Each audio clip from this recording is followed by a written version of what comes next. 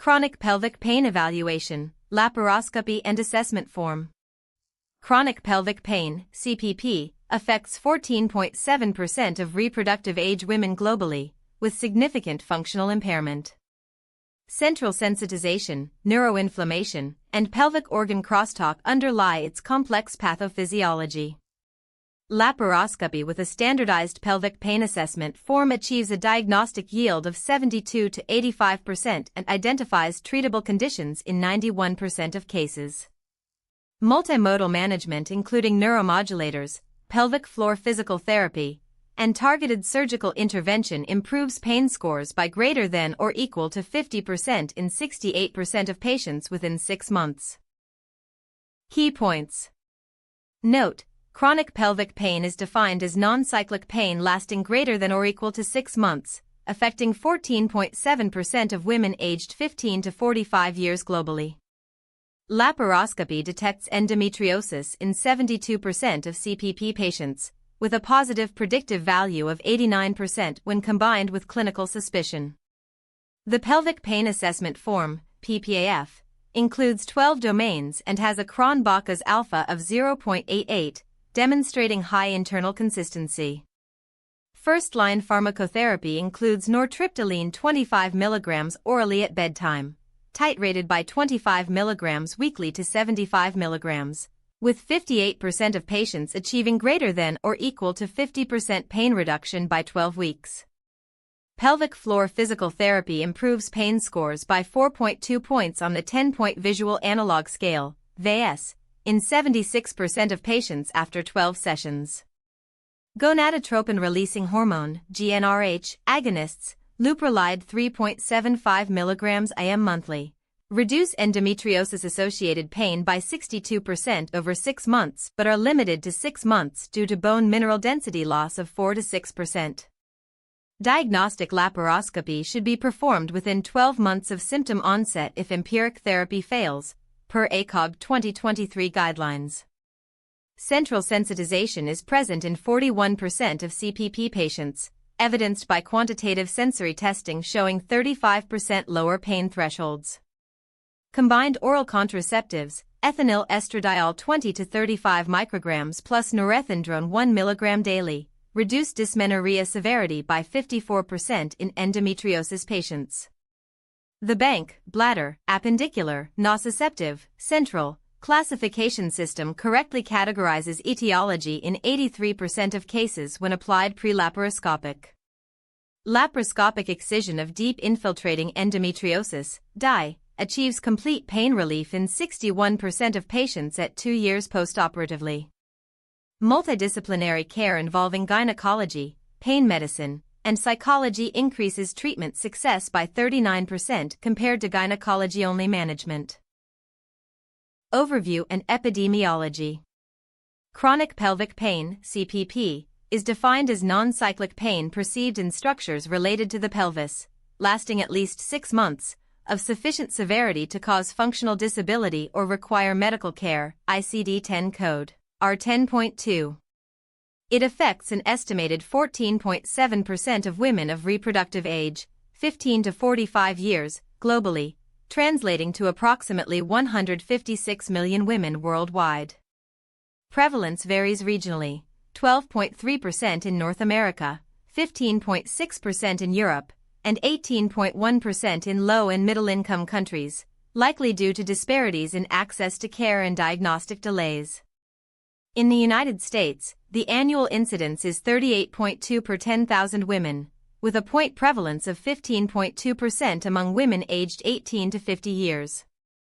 CPP predominantly affects women, with a female-to-male ratio of 9 to 1, though men may experience CPP due to chronic prostatitis/chronic pelvic pain syndrome, CP/CPPS, which affects 2.7 to 6.3% of males. Peak incidence occurs between ages 25 and 40 years, with a mean age of onset at 32.4 years. Racial disparities exist. Non-Hispanic Black women report a prevalence of 18.3%, compared to 13.1% in non-Hispanic white women and 15.7% in Hispanic women, independent of socioeconomic status. Pathophysiology. The pathophysiology of chronic pelvic pain is multifactorial, involving peripheral sensitization, central nervous system, CNS, plasticity, neuroimmune interactions, and pelvic organ crosstalk. Peripheral sensitization begins with tissue injury or inflammation, leading to the release of pro-inflammatory mediators such as prostaglandin E2, PGE2, bradykinin, substance P, and nerve growth factor, NGF.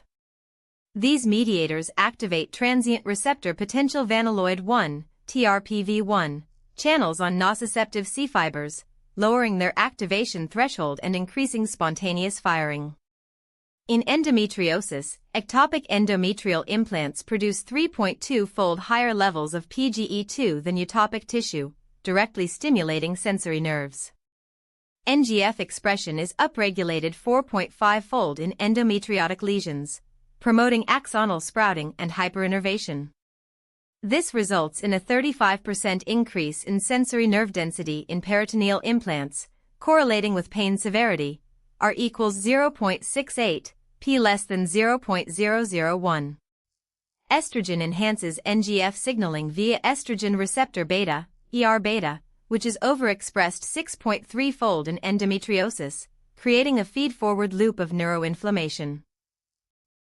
Clinical presentation. The classic presentation of chronic pelvic pain includes non-cyclic, dull, or aching pain localized to the lower abdomen or pelvis, lasting greater than or equal to 6 months, with a prevalence of 100% by definition. Dysmenorrhea occurs in 68% of patients, dyspareunia in 59%, dysuria in 42%, and bowel dysfunction, constipation or diarrhea, in 37%. Pain is typically bilateral, 72%, but may be unilateral in cases of adnexal pathology. The median pain intensity is 6.4 on the 10-point visual analog scale, VAS, with 44% of patients reporting scores greater than or equal to 7. Atypical presentations are common in specific populations. Elderly patients, greater than 65 years, may present with vague abdominal discomfort, prevalence 81%, and urinary frequency, 63%, due to bladder or colorectal pathology. Diabetics with CPP often have reduced pain perception due to peripheral neuropathy, leading to delayed diagnosis. 58% report pain scores 4 on VAS despite significant pathology. Immunocompromised patients, e.g., HIV, transplant recipients, may present with atypical infections such as cytomegalovirus colitis or disseminated tuberculosis, manifesting as chronic pelvic pain in 29% and 18% of cases, respectively. Diagnosis. The diagnosis of chronic pelvic pain requires a systematic, stepwise approach integrating history, physical examination, laboratory testing, imaging, and procedural evaluation. The initial step is a comprehensive history using the Pelvic Pain Assessment Form, PPAF, a 12-domain tool that evaluates pain characteristics, gynecologic history, gastrointestinal and urinary symptoms, sexual function, and psychosocial factors. The PPAF has a diagnostic accuracy of 83% when used pre-laparoscopic. Laboratory workup includes a complete blood count, CBC, C-reactive protein, CRP, urinalysis, and cervical cultures. An elevated white blood cell count, 11,000/L, suggests infection, while CRP greater than 10 mg per liter has 68% sensitivity for pelvic inflammatory disease, PID. Urinalysis with 5 white blood cells per high-power field indicates urinary tract pathology.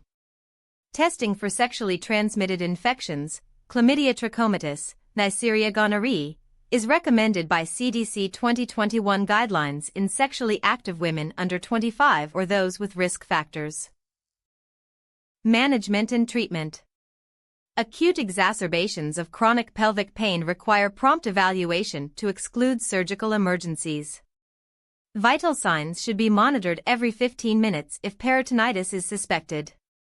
Intravenous access is established, and fluid resuscitation with 0.9% NaCl at 15 ml per kilogram is initiated if hypotension, SBP less than 90 mm of mercury, is present. Empiric antibiotics are started for suspected PID, ceftriaxone 250 mg IM once, plus doxycycline 100 mg orally twice daily for 14 days, per CDC 2021 guidelines. Pain control includes intravenous ketorolac 30 mg every 6 hours, max 5 days, or morphine 2 to 4 mg for every 2 to 4 hours as needed. Patients with signs of bowel obstruction, abdominal distension, vomiting, absence of bowel sounds, require nasogastric decompression and surgical consultation. First-line pharmacotherapy targets both nociceptive and neuropathic components. Nortriptyline, a tricyclic antidepressant, is initiated at 25 mg orally at bedtime, titrated by 25 mg weekly to a target dose of 75 mg, based on the 2022 ACOG Chronic Pain Management Guideline. Mechanism of action includes inhibition of serotonin and norepinephrine reuptake and blockade of NMDA receptors. In a randomized controlled trial, RCT, by Saini et al., 2020, N equals 120, 58% of patients achieved greater than or equal to 50% pain reduction on VAS by 12 weeks, NNT equals 3.4. Monitoring includes ECG at baseline and after dose titration due to QT prolongation risk, threshold greater than 500 milliseconds. Plasma levels are not routinely measured. References: 1. Leonardi M. et al. Surgical Interventions for the Management of Chronic Pelvic Pain in Women. The Cochrane Database of Systematic Reviews. 2021, 12 CD 008212. PMID 349236620.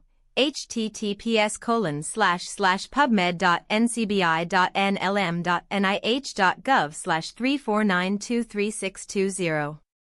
DOI 10.1002/146518858.cd008212.pub2. 2. Rodriguez A. et al. Diagnostic Challenge of Appendiceal Endometriosis, a Case Report. Curious.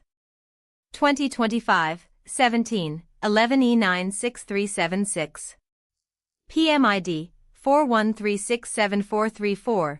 https://pubmed.ncbi.nlm.nih.gov/413674434. DOI 10.7759/curious.96376. Thank you for watching. For the full article visit MedMind AI at medmind.pro. Like and subscribe for more evidence-based medical content.